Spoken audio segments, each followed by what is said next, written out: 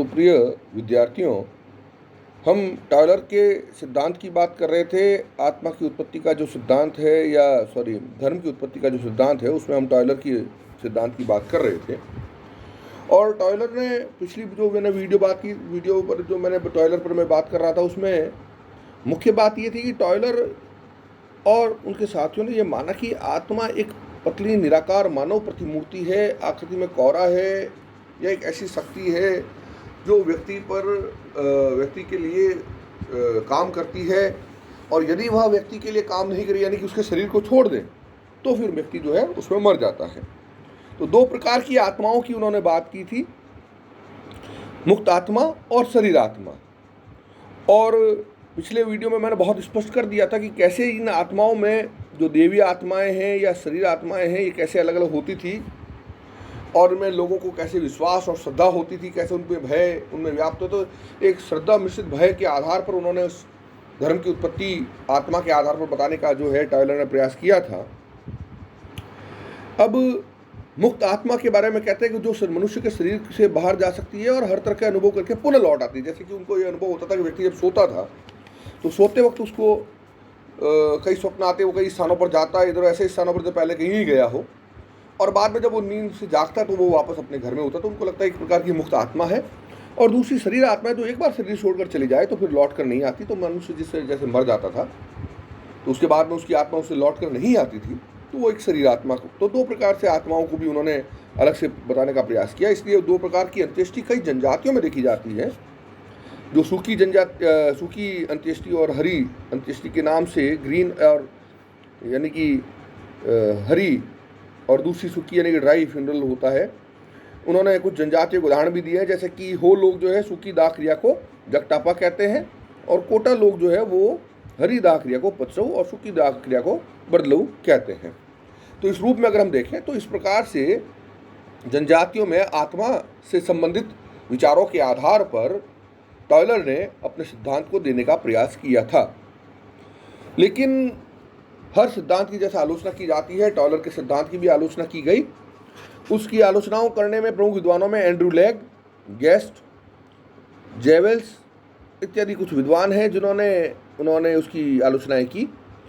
सबसे पहली जो आलोचना की गई वो ये माना गया कि टॉयलर ने जो आदिम मानव की जो तर्कशीलता और दार्शनिकता की जो बात की, जिस रूप से उन्होंने अपने सिद्धांत को प्रस्तुत किया, लोगों का ऐसा मानना है, विद्वानों का ऐसा मानना है कि इतनी सटीकता और इतनी तर्कशीलता तो आधुनिक मानवों में भी देखने को बड़ी मुश्किल से मिलती है। तो एक आदिम मानव में इस प्रकार की तर्कशीलता और इस प्रकार की सोच होना बहुत मतलब बड़ी बात है, जो उनके गले से नहीं उतरी, जो उसके लिए उन्होंने इसकी आलोचना की। साथ ही कई विद्वानों का ये भी मानना है कि उन्होंने जो टॉयलर ने जो सिद्धांत दिया वो अधिकांशतः जो यात्रीगण इधर उधर गए, अब उनकी यात्रा वृत्तांतों और ईसाई धर्म के जो प्रचारक थे, उन प्रचारकों द्वारा किए गए रोचक जो वर्णन थे, उनसे ही उन्होंने अपने सिद्धांत को रखा है। तो इस प्रकार से अगर देखा जाए तो आदिम धर्म को उन्होंने ईसाई दृष्टिकोण से देखा है टॉयलर ने, जिसको उन्होंने बहुत हद तक जो है लोगों ने सही नहीं माना है। दूसरा, टॉयलर ने आत्मा के आधार पर धर्म के विश्वास के सिद्धांत की बात की। तो जो एंड्रू लैग जो है, उन्होंने ये कहा कि भाई ऑस्ट्रेलिया की कुछ जनजातियां हैं जिनमें ईश्वर की अवधारणा पाई जाती है। क्यों, आत्माएं तो बहुत सारी होती हैं, लेकिन एकेश्वरवाद की या एक ईश्वर की धारणा टॉयलर ये मानते थे कि जनजातियों में बाद में आई, जो पहले नहीं थी।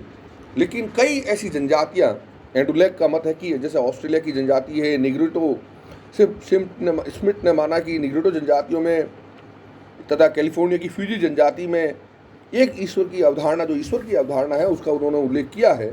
तो उन्होंने कहा, ये भी टॉयलर का ये मत बड़ा त्रुटिपूर्ण है कि आदिवासियों में उच्च देवता की धारणा का विकास जो है वो बहुत बाद में हुआ, शुरुआत में नहीं था। इसी प्रकार से मेरिट का मत है कि आदिम जातियों में आत्मा की धारणा ही नहीं बल्कि एक और अन्य धारणाएं भी पाई जाती थी, जैसे जीवित सत्तावाद या मानववाद का सिद्धांत। और मेरिट ने बाद में सिद्धांत पर काफ़ी काम भी किया। उन्होंने इसको जीवित सत्तावाद या मानववाद के सिद्धांत के नाम से जानते हैं। इसके बाद में हम उसी सिद्धांत पर बात करेंगे। तो इस रूप में अलग अलग रूपों में उनकी आलोचनाएं की गई है। धर्म की उत्पत्ति का जो उन्होंने एक सीधे सरल आत्मा की उत्पत्ति के आधार पर जो माना है उत्पत्ति, वह भी टॉयलर की आलोचना का एक प्रमुख आधार है। साथ ही साथ दुर्खिम जैसे विद्वान जो धर्म को एक सामाजिक तथ्य के रूप में देखते हैं, उन्होंने ये माना है कि अगर हम धर्म के साथ में सामाजिक कारकों को नहीं जोड़ेंगे, क्योंकि धर्म की उत्पत्ति में सामाजिक कारक बहुत बड़ा इंपॉर्टेंट रोल अदा करते हैं। किसी भी समाज में कोई भी काम करने का तरीका, चाहे वो धर्म ही क्यों नहीं हो, वह तभी टिकता है जबकि उसके पीछे सामाजिकता या समाज के अधिकांश लोगों की स्वीकृति होती है, उससे समाज का कुछ लाभ होता हो। तो सामाजिक तथ्यों को जो उन्होंने अवहेलना की है, उसकी भी आधार पर उनकी आलोचना की जाती रही है। लेकिन वही बात है कि कितनी भी आलोचनाएं हम कर लें, लेकिन आलोचनाओं के बावजूद भी मैं ये मानता हूँ कि टॉयलर का जो आत्मवाद का जो सिद्धांत था, वो सिद्धांत अपने आप में एक बहुत महत्वपूर्ण सिद्धांत था, और उस सिद्धांत को हम पूरी तरह से अनदेखा नहीं कर सकते हैं, क्योंकि इसी सिद्धांत के बाद में दूसरे विद्वानों को आधार मिला। धर्म की सबसे पहली परिभाषा, सबसे पहली सही रूप में व्याख्या करने वाले टॉयलर ही थे। तो इस रूप में धर्म की उत्पत्ति के सिद्धांत को, टॉयलर के सिद्धांत को, जिसको हम आत्मावाद या जीववाद के नाम से जानते हैं, उसको पूरी तरह से डिनाई नहीं किया जा सकता, उसको पूरी तरह से भुलाया नहीं जा सकता। भले ही हम उसकी कितनी ही आलोचना कर लें, लेकिन फिर भी वो अपने आप में एक बहुत महत्वपूर्ण जो है सिद्धांत के रूप में हमें देखने को मिलता है।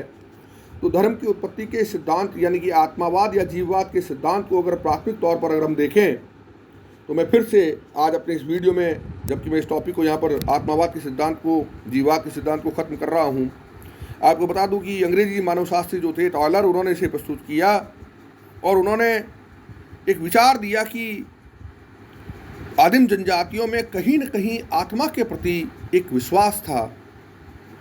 उनको ये लगता था कि मानव के शरीर में कुछ एक ऐसी शक्ति है जो उसको चलाती है, उसको निर्देशित करती है, उसको नियंत्रित करती है, और जब वह शक्ति उसके शरीर से निकल जाती है तो वह मृत्यु को प्राप्त हो जाता है, वो मृत हो जाता है।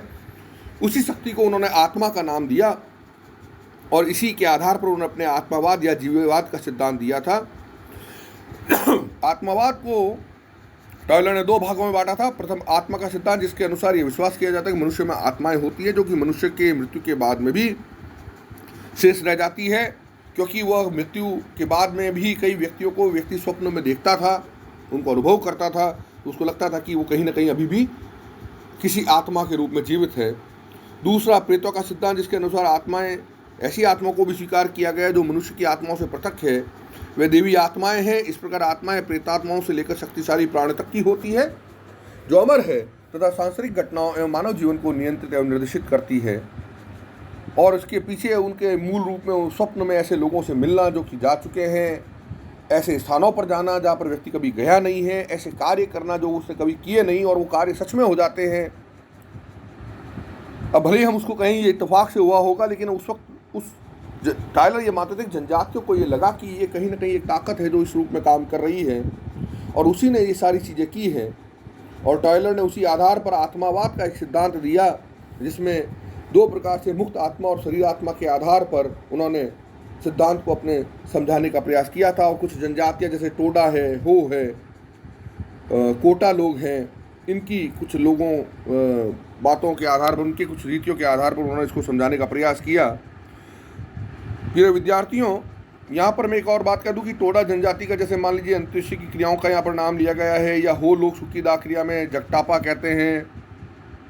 तो जगटापा क्या है, इसके बारे में प्रश्न पूछा जा सकता है। तो आप ये कह सकते हैं कि जो सुखी दाह क्रिया होती है, सुखी दाह क्रिया यानी कि जिसमें शरीर को कुछ समय के लिए रखा जाता है और फिर वो पूरी तरह से उसको मतलब कर दिया, उसका सुखी कुछ समय के लिए नहीं बल्कि उसको पूरी तरह से समाप्त कर दिया जाता है, तो उसको सुखी दाह क्रिया कहते हैं।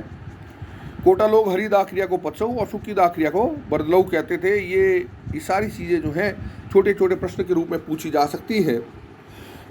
हालांकि टायलर के सिद्धांत की आलोचनाएं भी हुई हैं एंड्रू के द्वारा, मेरेट के द्वारा, जेम्स के द्वारा, लेकिन उसके बावजूद भी हमें इस सिद्धांत की जो मूल अवधारणा है, उसका जो मूल है, उसको नहीं भूलना चाहिए कि टॉयलर की भले ही कितनी ही आलोचनाएं कर दी जाए सिद्धांत की, लेकिन कहीं ना कहीं टॉयलर का वो सिद्धांत एक बेसिक सिद्धांत है, एक मूलभूत आधार रहा है अनुसंधानों के अंतर्गत, विशेषकर मानव शास्त्र में धर्म की उत्पत्ति के सिद्धांतों का एक अग्रणी सिद्धांत रहा है, जिसके आधार पर फिर अन्य लोगों ने, चाहे मेरेट ने भी इनकी आलोचना की, लेकिन मेरेट ने भी इसी आधार पर फिर अपने मानववाद का सिद्धांत दिया था।